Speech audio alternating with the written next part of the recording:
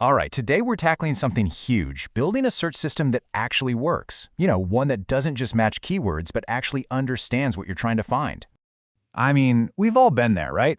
You type something into a search bar, and the results, they're just useless. You try rephrasing it, and somehow it gets even worse. It's this super common frustration. But the reason it happens is actually pretty fascinating. So let's get right into it. The real dilemma here is just us. It's the messy, unpredictable way we humans actually search for things. We don't stick to a script, and that creates a massive headache for any search engine. And this right here, this is the perfect example of that conflict. On one side, you've got a developer typing in a very specific error code, right? They need an exact match. But on the other side, you have a user who just vaguely describes a problem, like, my webhook isn't delivering. A single search strategy just can't be good at both of these. It's like asking a hammer to be a screwdriver. Okay, so this whole conflict really brings us to the two main ways we can think about search. You've got the world of words, and then you've got the world of meaning. Let's break down what each of these are, and, more importantly, where they totally fall flat on their own. Okay, so on the one hand, you have lexical search. A good example is an algorithm called BM25. Just think of it like a super precise librarian. It's amazing at finding exact phrases, rare terms, you name it. But here's the catch. It has zero clue what any of those words actually mean. It's meaning blind. Then you have semantic search, or vector search. This is more like an intuitive artist. It's brilliant at getting the vibe of what you're asking for, the real intent, but try to give it a precise error code, and it just gets clumsy. So you see the problem, right? The big takeaway here isn't about picking a winner between the librarian and the artist. It's about getting them to work together. It's about building this layered defense, a system where the strengths of one perfectly cover the weaknesses of the other. And this is what that strategy looks like in the real world. A battle-tested 4-stage pipeline for relevance. So what we do is we start by pulling results from both our lexical and our semantic searches. Then we intelligently fuse them together. And finally, we can add an optional last step to re-rank and polish the results.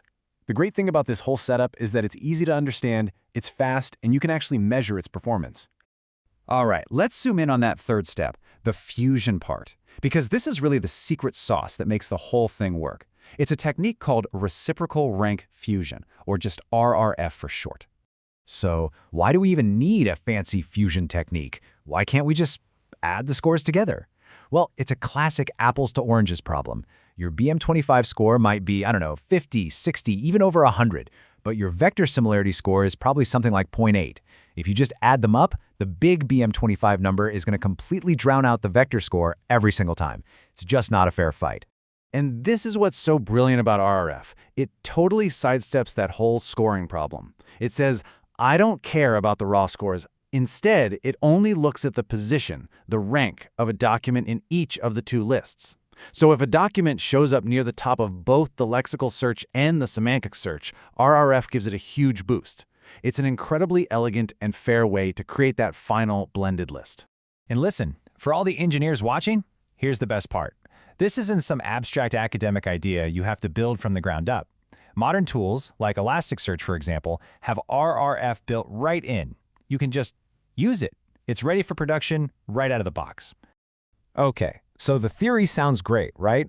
But what happens when the rubber meets the road? How does this layered approach actually perform in a real-world test? Let's check out the data. Now, on a smaller, simpler dataset, the results are pretty much what you'd guess. We're looking at a metric here called NDCG at 10.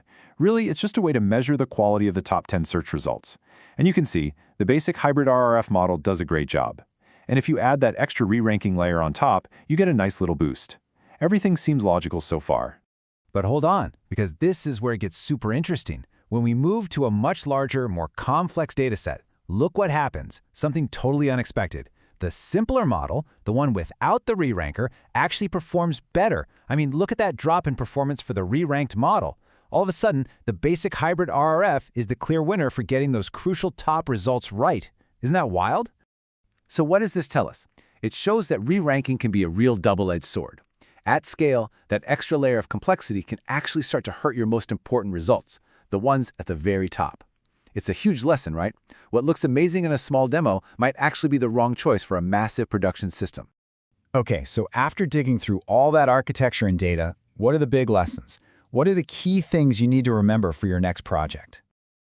Okay, here are the core principles you've got to bake into your thinking. First, hybrid search isn't just a button you press, it's a whole workflow of making smart, measurable trade-offs. Second, if you're not running offline tests with real metrics, you are just guessing. You're flying blind. Third, the data clearly shows that hybrid RRF is your safest, most robust starting point. And finally, think of it this way. BM25 is your safety net for those perfect exact matches. Vector search gives you that amazing semantic depth. And RRF is the fair, unbiased mediator that brings it all home. You know, this whole layered, data-driven approach, it really gives us a powerful new standard for search. It's a huge step forward. But it also makes you wonder, right? Is this it?